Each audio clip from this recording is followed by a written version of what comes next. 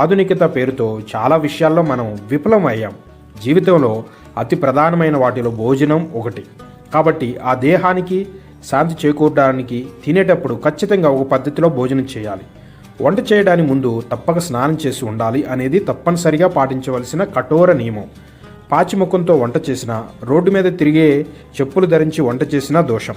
భోజనం చేయడానికి ముందు తర్వాత కూడా కాళ్ళు చేతులు తప్పకుండా కడుక్కోవాలి. మనం బయట ఎక్కడెక్కడో తిరుగుతాం, తెలియకుండా అశుద్ధ పదార్థాలను తొక్కుతాం. అదే కాళ్ళతో రావడం వల్ల కుటుంబంలోని అందరికీ అనారోగ్యాలు పాడవుతాయి. ముఖ్యంగా చంటి పిల్లలకు ఎక్కువ ప్రమాదం. కడుక్కున్న కాళ్ళను తడి లేకుండా తుడుచుకొని భోజనానికి వెళ్ళాలి. తూర్పు ఉత్తరం వైపు కూర్చొని భోజనం చేయడం మంచిది. ఆహార పదార్థాలు, కూర, పప్పు, పచ్చళ్ళు ఏవైనా కూడా వడ్డించేటప్పుడు తినే పళ్ళానికి తాకిస్తూ వడ్డించకూడదు.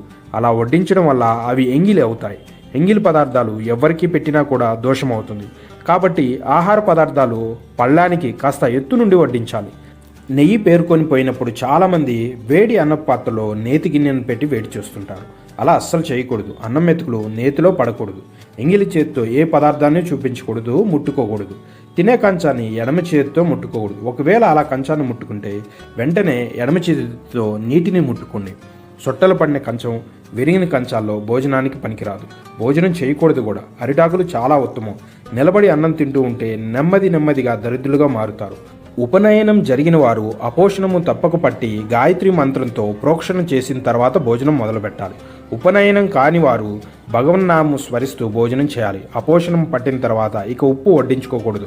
పదార్థాల్లో ఉప్పు తక్కువగా అనిపిస్తే ఆ పదార్థాలు ఉన్న గిన్నెల్లో ఉప్పు కలుపుకొని వడ్డించుకోవాలి. చాలామంది ఏదో ఒక అవసరంతో భోజనం మధ్య నుంచి లేచి వెళ్తుంటారు. అలా భోజనం మధ్యలో అస్సలు లేవకూడదు. భోజనం వడ్డించేటప్పుడు పంక్తి భేదం చూపరాదు. అనగా ఒకరికి ఎక్కువ వడ్డించడం, మరొకరికి తక్కువ వడ్డించడం చేయకూడదు. భోజనం అంటే ఫుడ్ చేసేటప్పుడు వంట బాగాలేదని కోపగించుకోవడం, కోపంతో అన్నం పెట్టేవారిని తిట్టడం వంటి అస్సలు చేయకూడదు.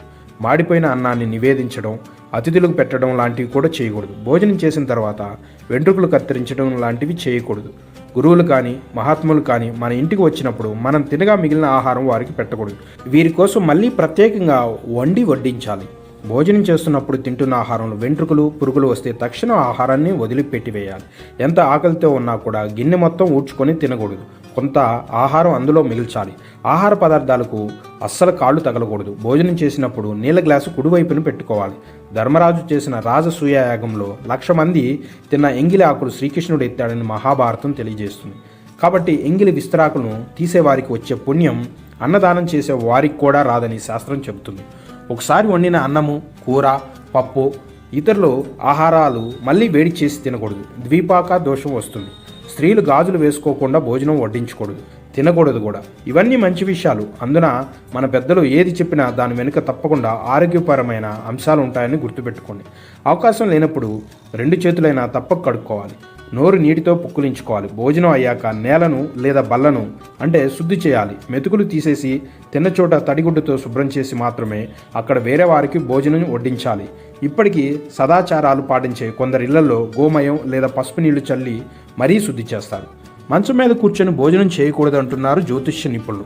కొంతమంది టీవీ చూస్తూ తింటారు, కొంతమంది మంచం మీద కూర్చొని తింటారు. శక్తి కోసం భోజనం చేసి తీరాలి, కానీ భోజనం చేసేటప్పుడు జాగ్రత్త వహించాలి. మంచం మీద పిల్లలకు తినిపిస్తుంటారు. పిల్లలు కానీ పెద్దలు కానీ మంచం మీద కూర్చొని భోజనం తింటే తిన్న తిండి మంచం కోళ్ళకు పడుతుందని మన పెద్దలు చెబుతుంటారు. అంటే తిన్నందువల్ల వచ్చే శక్తి ఒంటికి అతకదని దాని అర్థం. భోజనం మంచం మీద తింటే అది రోగాలకు కారణమవుతుంది. అంతేకాదు భార్యాభర్తల మధ్య గొడవలకు దారితీస్తుంది. కుటుంబంలో మనశ్శాంతి పూర్తిగా కరువవుతుంది. భోజనం చేసేటప్పుడు దేవుణ్ణి ప్రార్థించాలి. మన దేహం దేవాలయం, మన ఆత్మ భగవత్ స్వరూపం అని భావిస్తున్నాం. వంట వండేటప్పుడు, ఆహారం తినేటప్పుడు భగవన్నామము తలుచుకుంటూ లేదా భగవత్ కథలు వింటూ చేయడం చాలా మంచిది. అది మీ కుటుంబ ప్రశాంతతకు కారణమవుతుంది. ఆహారం పెట్టిన కంచం ఒడిలోనికి తీసుకొని భోజనం చేయకూడదు. నిద్రపోయే మంచం మీద భోజనం కూడా చేయకూడదు. ఇది వయసు మళ్ళిన వారికి, అనారోగ్యంతో బాధపడుతున్న వారికి మాత్రం వర్తించదు. ఇంకా చెప్పాలంటే మామూలు వారు ఆ మంచం మీద కూర్చొని మంచినీరు కూడా తాగకూడదు.